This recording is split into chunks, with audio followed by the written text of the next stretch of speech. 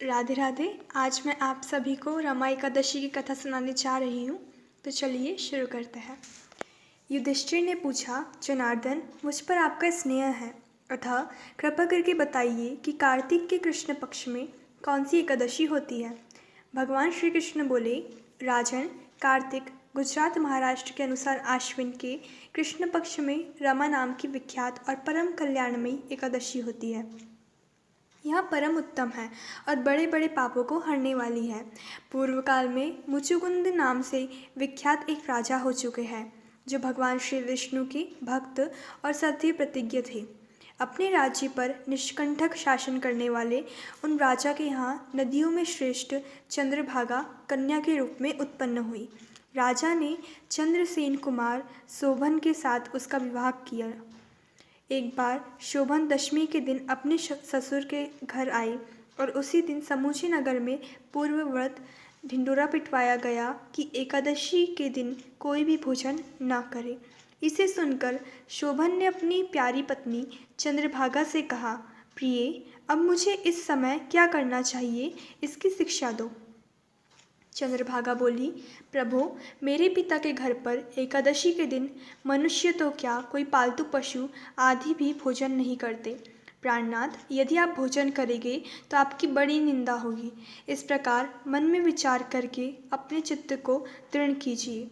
शोभन ने कहा, प्रिय, तुम्हारा कहना सत्य है, मैं भी उपवास करूँगा। दैव का जैसा विधान है वैसा ही होगा। भगवान श्री कृष्ण कहते हैं। इस प्रकार दृढ़ निश्चय करके शोभन ने व्रत के नियम का पालन किया, किंतु सूर्योदय होते होते उनका प्राणांत हो गया। राजा मुचुकुंद ने शोभन का राजोचित दाह संस्कार कराया। चंद्रभागा भी पति का पारलौकिक कर्म करके पिता के ही घर पर रहने लगी। निर्श्रेष्ठ उधर शोभन इस व्रत के प्रभाव से मद्राचल के शिखर पर बसे हुए परम रमणीय देवपुर को पहुंच गए। वहां शोभन द्वितीय कुबेर की भांति शोभा पाने लगे। एक बार राजा मुचुकुंद के नगरवासी विख्यात ब्राह्मण सोम शर्मा तीर्थ यात्रा के प्रसंग से घूमते हुए मंदराचल पर्वत पर गए, जहां उन्हें शोभन दिखाई दिए। राजा के दामाद को पहचानकर वे उनके समीप गए। शोभन भी उस समय द्विजश्रेष्ठ सोम शर्मा को आया हुआ देखकर शीघ्र ही आसन से उठ खड़े हुए और उन्हें प्रणाम किया। फिर क्रमशः अपने ससुर राजा मुचुकुंद, प्रिय पत्नी चंद्रभागा तथा समस्त नगर का कुशल क्षेम पूछा। सोम शर्मा ने कहा, राजन, वहाँ सब कुशल है। आश्चर्य है, ऐसा सुंदर और विचित्र नगर तो कहीं किसी ने भी नहीं देखा होगा। बताओ तो सही, आपको इस नगर की प्राप्ति कैसे हुई। शोभन बोले, द्विजेंद्र, कार्तिक के कृष्ण पक्ष में जो रमा नाम की एकादशी होती है, उसी का व्रत करने से मुझे ऐसे नगर की प्राप्ति हुई है। ब्राह्मण, मैंने श्रद्धाहीन होकर इस उत्तम व्रत का अनुष्ठान किया था, इसलिए मैं ऐसा मानता हूँ कि यह नगर स्थायी नहीं है। आप मुचुकुंद की सुंदरी कन्या चंद्रभागा से यह सारा वृत्तांत कहिएगा। शोभन की बात सुनकर ब्राह्मण मुचुकुंदपुर में गए और वहाँ चंद्रभागा के सामने उन्होंने सारा वृत्तांत कह सुनाया। सोम शर्मा बोले, शुभे, मैंने तुम्हारे पति को प्रत्यक्ष देखा।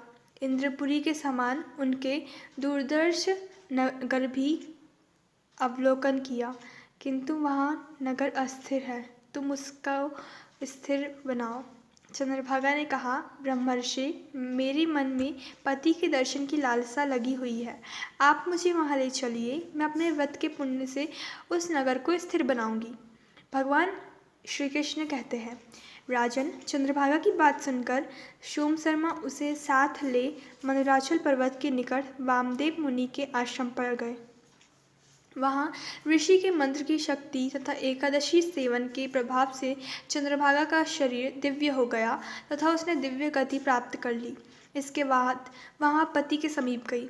अपनी प्रिय पत्नी को आया हुआ देखकर शोभन को बड़ी प्रसन्नता हुई। उन्होंने उसे बुलाकर अपने वाम भाग में सिंहासन पर बिठाया। तदंतर चंद्रभागा ने अपने प्रियतम से यह प्रिय वचन कहा, नाथ, मैं हित की बात कहती हूँ, सुनिए।